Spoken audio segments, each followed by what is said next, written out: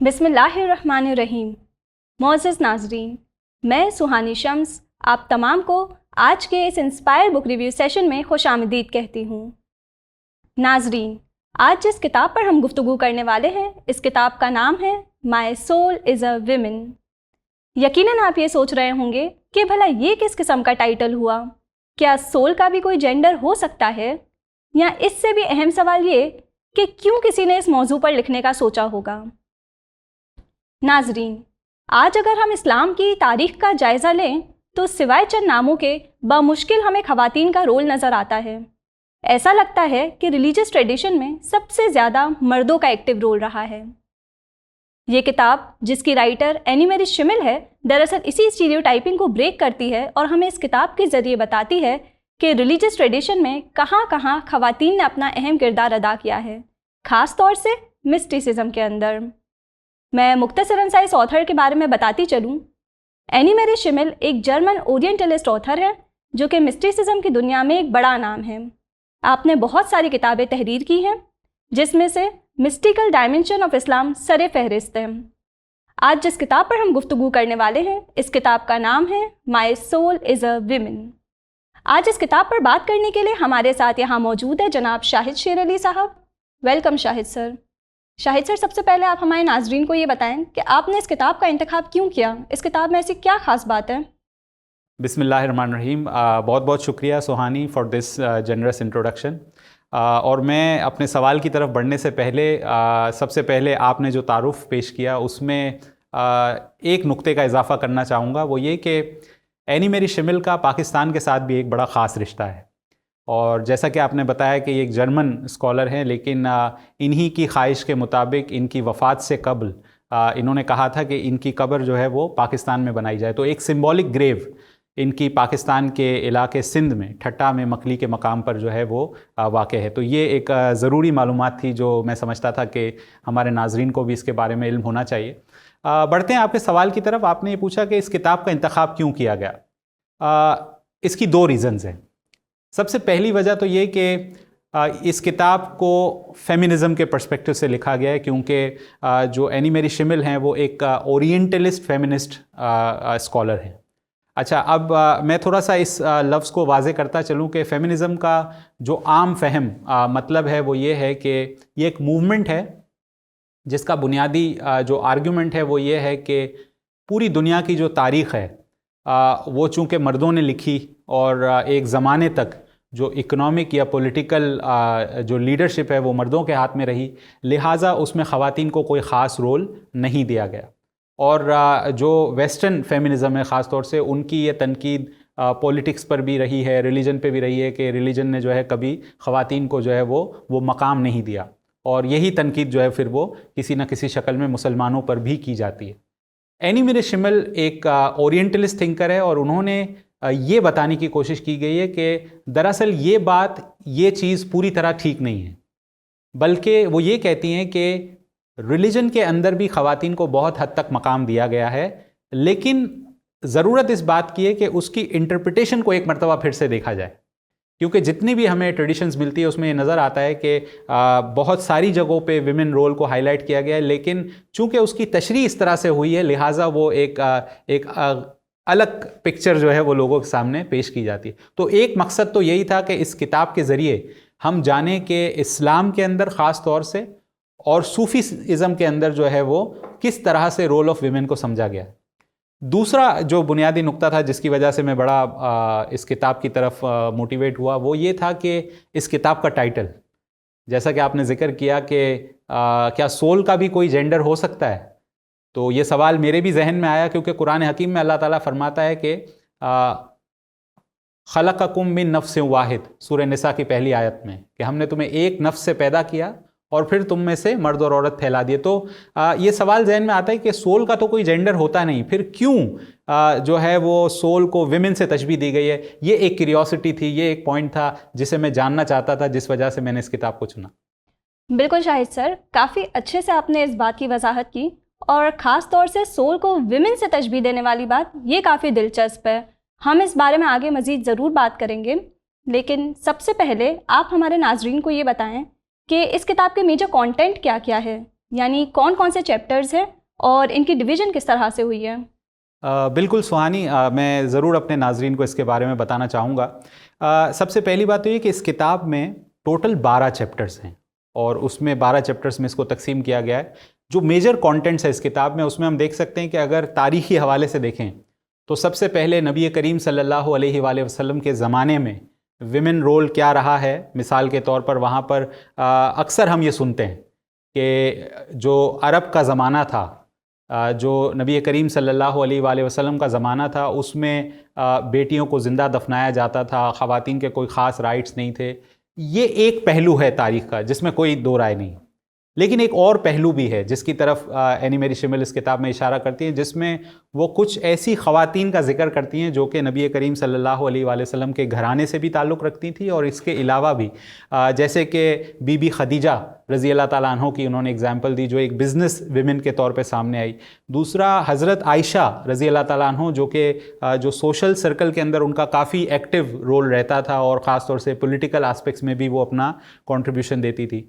इसके अलावा नबी करीम सल्लल्लाहु अलैहि वसल्लम की जो साहबजादी हैं हज़रत बीबी फ़ातिमा रज़ी अल्लाह ताला अन्हा, उनका भी जिक्र मिलता है। उनकी पाइटी, उनकी पायसनेस के हवाले से बहुत सारी इसमें कहानियाँ दर्ज हैं। और इसके अलावा एक ख़ातून उम्मे अतिया, ख़ास तौर से जिनके बारे में ये मशहूर है कि वो जंगों में जाया करती थी और जो सिपाही होते थे उनकी मरहम पट्टी किया करती थी। तो ये दरअसल हमें ये किताब ये बता रही है कि किस तरह से विमेन रोल हमें तारीख़ में नज़र आता है। इसके अलावा अगर हम देखें तो सूफ़ीज़म के अंदर विमेन इन सूफ़ीज़म के नाम से भी एक चैप्टर है, जिसमें आम तौर पे जब भी हम सूफ़ीज़म की बात करते हैं तो हमारे पास एक नाम आता है जो अक्सर हम कहते हैं और वो बड़ा मशहूर नाम है, हम सब जानते हैं, राबिया बसरी। और Rabia Basri women as a women Sufism में एक बहुत बड़ा नाम रखती हैं। लेकिन इस किताब के अंदर उन्होंने और भी बहुत सारे नाम हाईलाइट किए, जैसे मरियम अल-बसरा हैं, इसके अलावा शवाना है, सारी अल-सकती है, फ़ातिमा निशापुरी है। बहुत सारी ऐसी ख़वातीन, मैंने सिर्फ चंद नाम आपके सामने पेश किए, उनका भी जिक्र करती हैं। तीसरा अगर हम देखें तो कुरान हकीम में और ट्रेडिशंस के अंदर यानी सुन्नत के अंदर विमेन रोल किस तरह से रहा है उसकी तरफ रोशनी डाली गई है। इसके अलावा जो ख़वातीन पोएट्स रही यानी शोरा के तौर पे जिन्होंने काम किया या कैलीग्राफर्स के तौर पे काम किया, उनका जिक्र किया गया है। और एक जो सबसे अहम मुझे लगता है, जो मुझे बहुत अच्छा भी लगा पढ़ने में, वो लिटरेचर के अंदर जिस तरह से विमेन को पोर्ट्रे किया गया है। ख़ास तौर से अगर हम ब्राइडल सिम्बलिज़म की बात करें या फिर हम शाह अब्दुल लतीफ़ बिटाई की जो नसर है उसके अंदर भी हम देखते हैं कि वहाँ पर हमें मुख्तलिफ़ कहानियाँ मिलती हैं, जिसमें सोहनी माहीवाल है, उमर मारवी है, ससई पुन्नू है। इन कहानियों के अंदर भी विमेन रोल को काफ़ी अच्छे से आइडेंटिफाई किया गया है। ख़ास तौर से उसका जो स्पिरिचुअल डायमेंशन है उसको दिखाया गया है। तो ये ओवरऑल ये जो कंटेंट है किताब का वो इस तरह से। बिल्कुल शाहिद सर, मैं आप ही की बात को रिफ़्लेक्ट कर रही थी तो ये समझ आया कि अक्सर जब हम इस्लाम में विमेन राइट्स की बात करते हैं तो उसको हम आज के ज़माने से कंपेयर करके रेट्रोस्पेक्टिवली देखने की कोशिश करते हैं। लेकिन अगर हम इन्हें उसी ज़माने से कंपेयर करें, यानी इस्लाम से कबल और इसके बाद, तो एक वाज़ा फ़र्क नज़र आता है। शाहिद सर, सूफ़ी लिटरेचर में सोल को विमेन से तशबीह देने का जिक्र आया है, तो इसकी क्या वजह है? इसके बारे में मैं 2-3 गुजारिशात आपके सामने पेश करूंगा और ये काफ़ी अहम सवाल है जो आपने पूछा है और मुझे लगता है कि आज के इस डिस्कशन का सबसे अहम सवाल ये है कि क्यों इसको तशबीह दी गई है। तो सबसे पहली बात तो ये कि women is a source of life. हम देखते हैं कि औरत से ही ज़िंदगी वजूद में आती है। जब माँ एक बच्चे को जन्म देती है तो उसी से एक लाइफ का आगाज़ होता है। और आप देखें तारीख़ी हवाले से भी अगर हम ज़मीन की बात करें तो एक नाम आता है मदर अर्थ या मदर नेचर, यानी कुदरत को भी इंसान किसी ज़माने में माँ की तरह देखता था। क्योंकि हम देखें ज़मीन क्या करती, ज़मीन हमें पालती है, हमारी परवरिश करती है। इस तरह से कदीम ज़माने के अंदर भी जो है वो अर्थ को या नेचर को भी इसी तरह से देखा गया है। और एक बड़ी बहुत ही इंटरेस्टिंग बात यह भी है कि अगर हम इस्लामिक पर्सपेक्टिव में भी देखें तो हमें खुदावंद ताला के जो नाम हैं, हालांकि जब भी हम खुदावंद ताला की बात करते हैं तो उसमें हमेशा हम खुदावंद ताला को एक मेल के तौर पर देख रहे होते हैं अपनी लैंग्वेज के अंदर। लेकिन खुदावंद ताला का एक नाम है अर्रहमान, यानी रहम करने वाला। अगर हम इस रहमान के रूट वर्ड को देखें तो रहमान का जो रूट वर्ड है वो रहम से निकलता है, और रहम के मायने होते हैं जब माँ अपने बच्चे को अपने रहम में, अपने वूब में रखती है, उसे रहम कहा जाता है। यानी जिस तरह से एक माँ अपने बच्चे को पालती है, उसकी निगहदाश्त करती है, उसको महफूज रखती है, उसकी परवरिश करती है, ठीक उसी तरह से खुदावंद ताला भी जो है वो हमारी परवरिश करता है और हमें संभालता है, हमें देखता है। दूसरा एक इम्पॉर्टेंट पॉइंट यह है कि जिस वजह से मुझे लगता है कि सोल को विमेन से तशबीह दी गई है, वो ये कि कुछ जनरल ट्रेट्स होते हैं।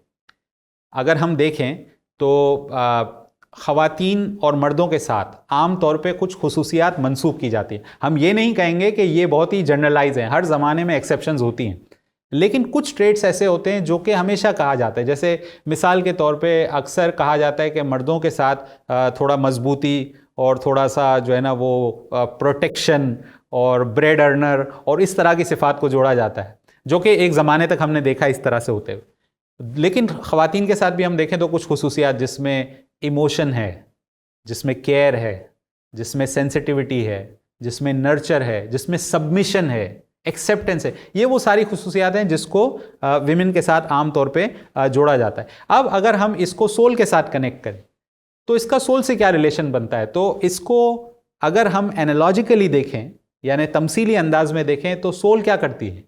सोल खुदा के सामने बिल्कुल अपने आप को उसी तरह प्रेजेंट करती है जिस तरह से एंशियंट टाइम्स के अंदर हम देखते हैं कि एक विमेन अपने आप को एक मेल के साथ आइडेंटिफाई करती थी, यानी वो एक्सेप्ट करती है, वो अपने आप को सबमिट करती है, वो इंतज़ार करती है। बहुत सारी ऐसी खुसूसियात हैं। और मैं जब इस किताब को पढ़ रहा था, इन मिसालों को देख रहा था, तो ये भी साथ साथ रिफ्लेक्ट हो रहा था कि हर ज़माने की अपनी एक रैशनैलिटी होती है। तो ये जो लिटरेचर है, जैसे आगे भी हम बात करेंगे कि शाह अब्दुल लतीफ़ के ज़माने में या फिर उससे पहले जिस तरह से विमेन को पोर्ट्रे किया जाता था, वो उस ज़माने की रैशनैलिटी थी। आज चूँकि हम देखें तो सोशो पॉलिटिकल कंडीशंस बिल्कुल अलग हैं, तो आज शायद हम देखें कि जेंडर रोल्स अपने आप को रीडिफाइन कर रहे हैं। जैसे हम कहते हैं ना कि एक ज़माना था कि जब तक लोग डिफ़ाइन किए जाते थे, यानी ये मर्दों के काम है, ये औरतों का काम है, ये फ़लाँ का काम है। लेकिन आज मुझे लगता है कि आज के इस जदीद ज़माने के अंदर अब हम डेफिनेशन से ज़्यादा एक्सप्रेशन में बिलीव करते हैं। यानी आज ख़वातीन और मर्दों के सामने ये मामला है कि वो अपने आप को कैसे एक्सप्रेस करना चाहते हैं, वो अपनी ज़िंदगी को कैसे उसका इजहार करना चाहते हैं। तो ये थोड़ा सा कॉन्टेक्स्ट का फ़र्क है, लेकिन कुछ जनरल ट्रेट्स ऐसे होते हैं बहरहाल जो हमेशा रहते हैं, जिस वजह से जो है वो इसको ज़्यादा विमेन सोल से जो है वो तशबीह दी गई।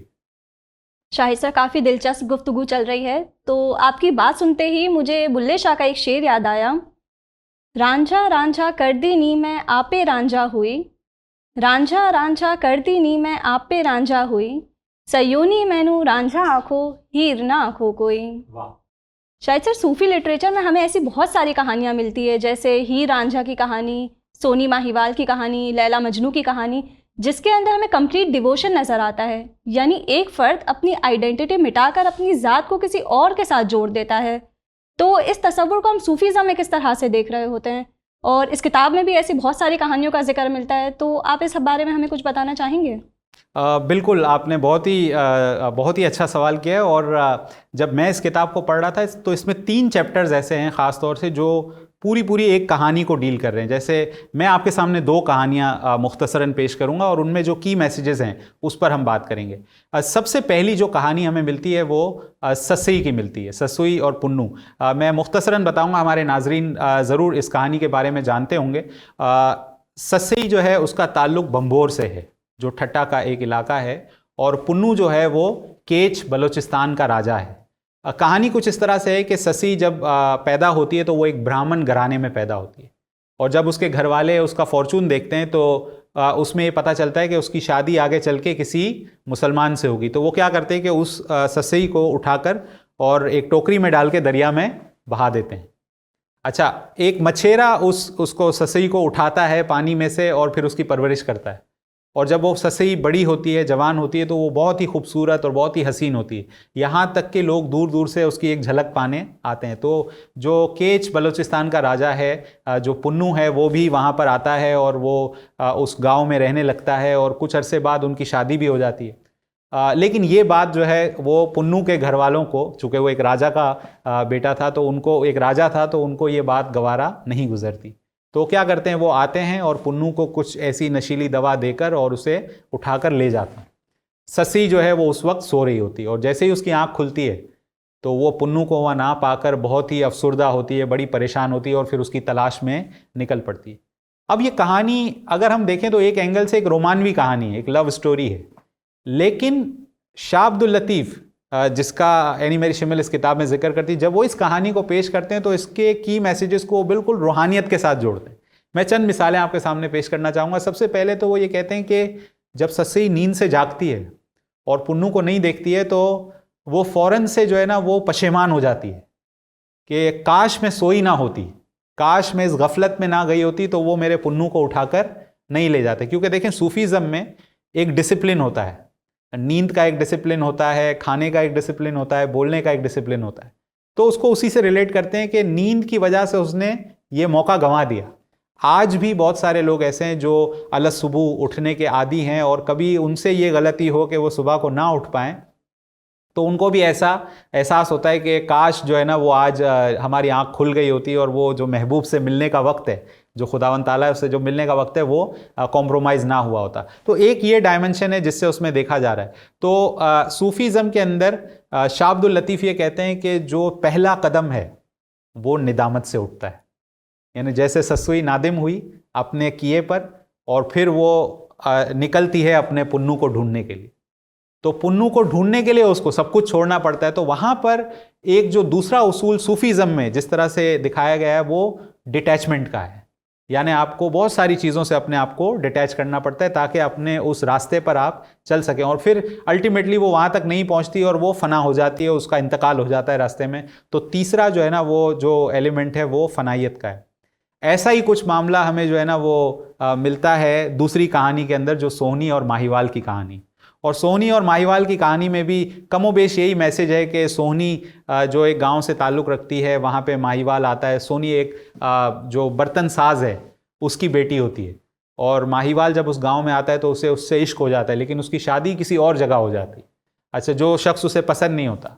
फिर वो क्या करती है, हर रात को माहीवाल से मिलने जाती है और माहीवाल से मिलने के लिए उसे दरिया क्रॉस करना पड़ता है। तो एक दिन ऐसा होता है कि उसकी जो ननंद होती है उसको उस पर शक हो जाता है, सोहनी की ननंद को। तो वो क्या करती है, सोहनी चूँकि एक घड़ा रोज़ लेकर जाती है, वो घड़ा एक लाइफ जैकेट का काम करता है पानी में, जिसकी मदद से वो वहाँ पहुँचती है। तो माहीवाल से जब वो मिलने जाती है तो उसकी जो ननंद है वो उस घड़े को चेंज कर देती है और कच्चा घड़ा रख देती है। अब जब सोहनी उस घड़े को लेकर दरिया की तरफ जाती है तो वो घड़ा जो है वो आहिस्ता आहिस्ता टूटने लगता है और पानी में डिज़ोल्व हो जाता है और सोहनी जो है वो उस पानी के अंदर डूब जाती है। अब इस कहानी को भी जब शाह अब्दुल लतीफ़ पेश करते हैं तो इसके की मैसेजेस पर बात करते हैं कि एक तो जो सबसे अहम की मैसेज इसके अंदर है वो उस तड़प की वजह से अपने आप को फना कर देना है, यानी अपने ईगो को फना कर देना है। जब वो जाती है तो दरिया जो कि समंदर है पूरा, उसके अंदर अपने आप को, अपनी ईगो को ख़त्म कर देती है। और ये जो घड़ा है, घड़े को वो तशबीह देते हैं इस दुनिया से।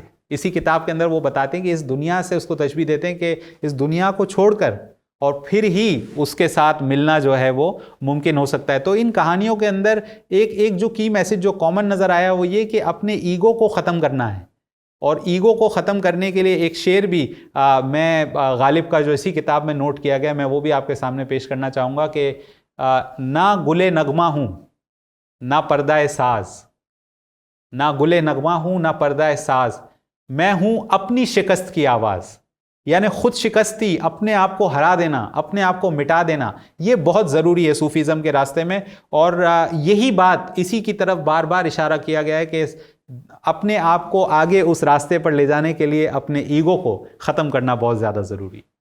वाकई शाहिद सर, काफ़ी दिलचस्प कहानियाँ थी। और अगर हम इन कहानियों के की मैसेजेस की बात करें तो एक बुनियादी की मैसेज यही है कि अपनी ईगो ख़त्म करना और दोबारा कोशिश करना, ये बुनियादी जुज़ है।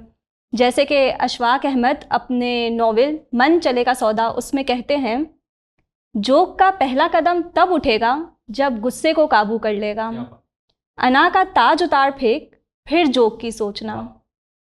शाहिद सर, हम अपने प्रोग्राम के इख्तिताम की जानिब बढ़ रहे हैं, तो इस किताब के तनाज़ुर से वो मेजर कौन से की मैसेजेस है जो आप हमारे नाज़रीन से शेयर करना चाहेंगे? मैं जिन की मैसेजेस को मैं समझता हूँ कि इस किताब से मैंने ड्राइव किए, अपने लिए अख़ज़ किए, वो 3 बुनियादी नुकात हैं। सबसे पहला जो नुक्ता है वो ईमान है। यानी एक चीज़ जो हमने कॉमन देखी इन सारी कहानियों के अंदर, जो विमेन रोल को देखते हुए ख़ास तौर से, कि उसमें सबमिशन का एक एलिमेंट है।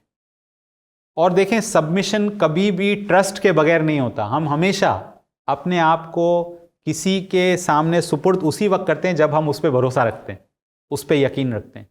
तो ये ईमान के उस रास्ते के ऊपर चलना है, उस डगर के ऊपर चलना है, तो उस मुर्शिद पर ईमान बहुत ज़्यादा ज़रूरी है। ये सबसे पहला की मैसेज है जो कि मैंने अख़ज़ किया।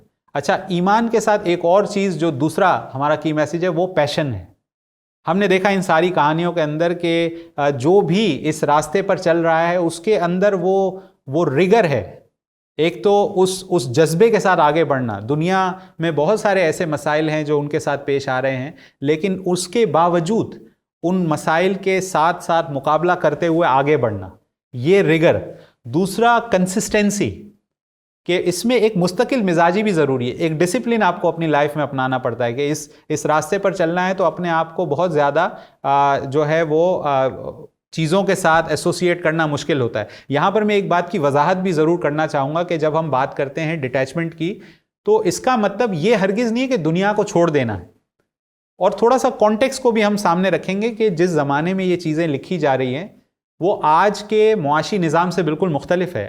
आज जिस तरह से हमारा जो कैपिटलिस्टिक इन्वायरमेंट है, जिसमें वेल्थ एक्यूमुलेशन एक इंसान की ज़िंदगी का मकसद होता है, शायद जिस ज़माने में ये चीज़ें लिखी जा रही हैं उस ज़माने में ऐसा नहीं था। उस ज़माने में और चैलेंजेस होंगे, मटेरियल चीज़ों की और फॉर्म होगी, लेकिन ये बात जहन में रखना ज़रूरी है कि इसमें एक बैलेंस रखना ये बहुत ज़रूरी है, और अपने इस रूहानियत के रास्ते में उस डिसिप्लिन के साथ आगे बढ़ना। और तीसरा इंपॉर्टेंट जो मैसेज है वो ह्यूमिलिटी है, आजिज़ी है, कि जिस पर हमने अभी भी बात की कि अपने ईगो को मिटा देना। कि आप देखें एक डिवोशनल कलाम के अंदर एक पीर फरमाते हैं कि तिल बराबर बड़ाई भी दिल में आई तो बीच में लोहे की दीवार खड़ी हो गई। यानी एक रास्ता ऐसा है कि इसमें तकब्बुर का काम नहीं है, इसमें आजिज़ी का काम है, इसमें अपने आप को फना कर देने का, अपने आप को सुपुर्द कर देने का काम है। तो जब ये 3 क्वालिटीज़ हमारे अंदर होती है, एक ईमान, एक पैशन और एक ह्यूमिलिटी, तो इस रास्ते पर चलना जो है वो आसान हो जाता है। तो ये 3 की मैसेजेस मैं अपने नाजरीन के लिए पेश। Thank you so much Shahid sir, आज के सेशन में हमें ज्वाइन करने के लिए। नाजरीन, मैं उम्मीद करती हूँ आपको आज का ये सेशन पसंद आया होगा और आप आगे भी इसी तरह ये सेशन मुलाहिज़ा करेंगे। बहुत बहुत शुक्रिया। अल्लाह हाफ़िज़।